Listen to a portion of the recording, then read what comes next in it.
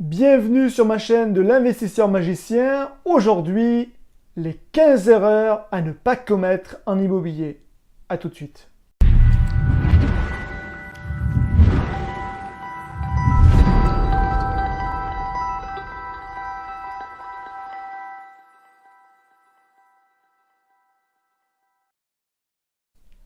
La première erreur en immobilier, ça va être un peu bizarre, mais pourquoi tu veux faire de l'immobilier?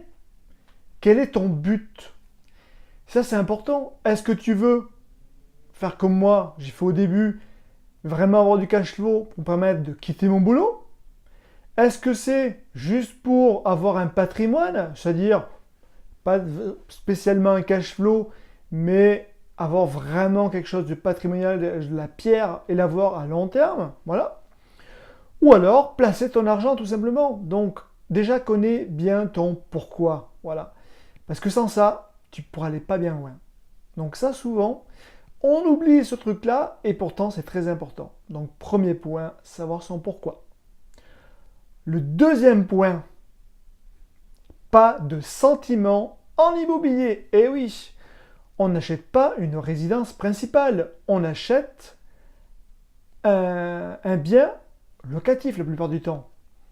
Donc, si au cas où telle pièce ne t'arrange pas, ainsi de suite, oui, ça t'arrange peut-être pas toi, mais pas tes futurs locataires.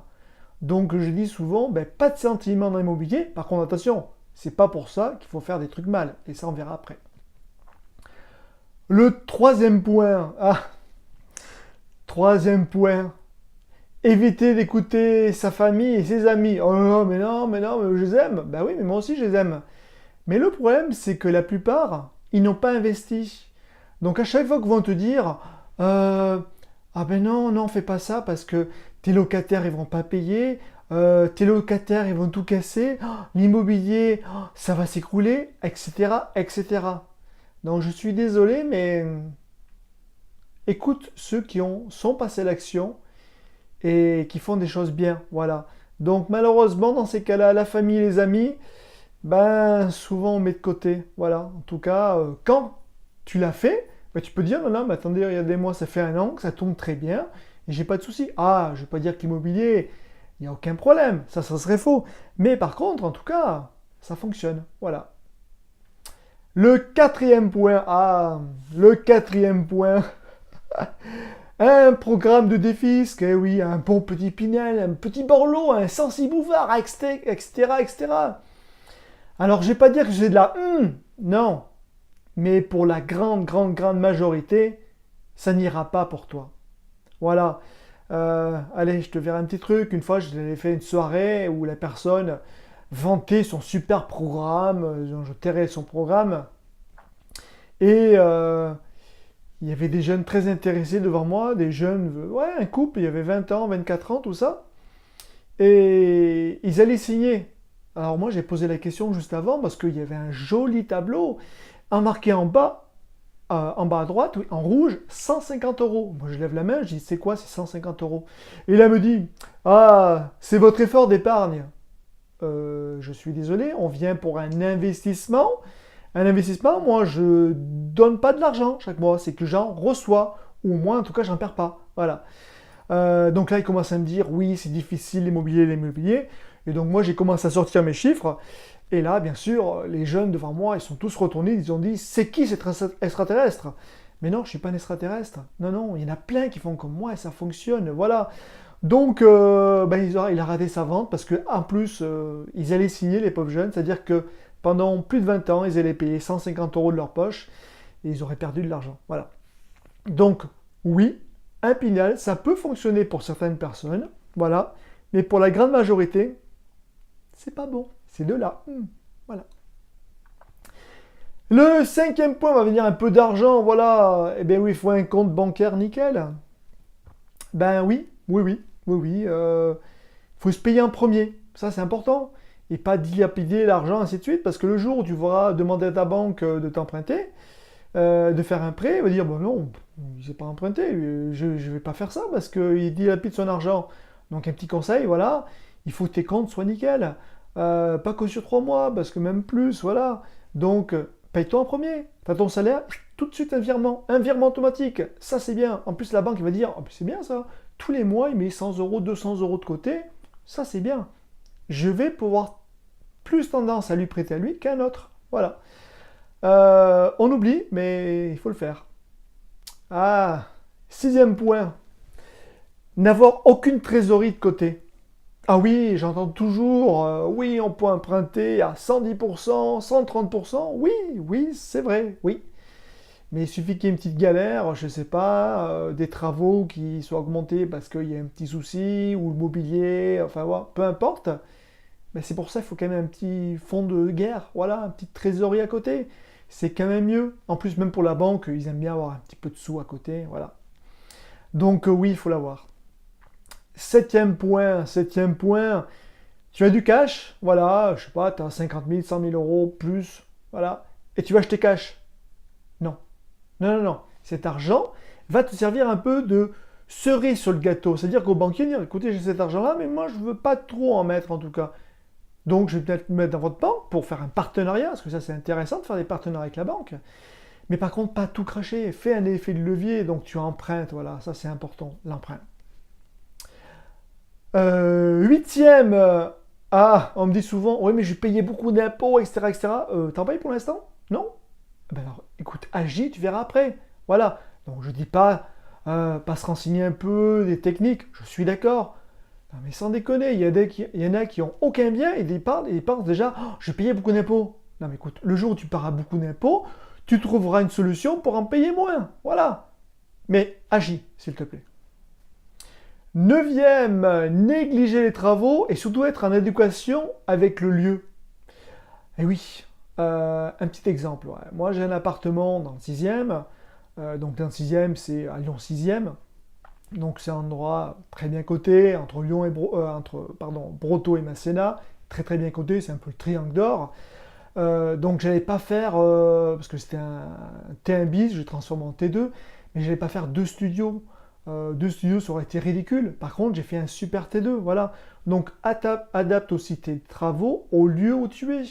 Là, c'est comme un peu si tu investissais à Lyon, Lyon 2e ou Lyon 1 ou Lyon 5, disons, où tu as des très belles pierres, où là, tu as un appartement que tu trouves avec des très belles pierres, et tout d'un coup, tu dis, non, mais je ne veux plus aucune pierre, je plaque tout en placo. Non, mais sans déconner. Alors, je n'ai pas dit tout enlever les pierres, ou tout les laisser les pierres, c'est pas ça. Mais par contre, un mur en face, un mur de pierre, de vraies pierres, mais garde-les. Voilà, donc ça aussi, s'il te plaît, respecte un peu les lieux. Et ça, tu le définis lors des travaux. Souvent, on oublie ça. Dixième, et oui, on oublie aussi les locataires. Oui, encore une petite anecdote. Voilà, j'ai visité un bien sur la photo, c'était pas trop mal. Oui, c'était pas trop mal sur la photo. Je pensais qu'il n'y avait pas trop de travaux. En fin de compte, si, il y avait quand même des travaux, tapisserie, cuisine, c'est pas terrible. Donc, il fallait faire des travaux, voilà. Sauf que l'investisseur, juste avant moi, a dit à l'agent immobilier, ah ben c'est bon, je ne vais pas faire de travaux, je vais juste mettre les locataires dedans. Pardon? Non mais sans déconner. Tu te prends pour un marchand de sommeil ou quoi? Non, non, je suis désolé. On est en 2019, on fait des trucs bien. Ben avant, hein, voilà, mais on fait des trucs bien. Moi je suis désolé. On gagne de l'argent en immobilier, d'accord, mais il faut que ton bien soit en bon état et en très bon état. Ça aussi, je ferai une petite vidéo là-dessus, parce qu'il y a un peu une vidéo coup de gueule.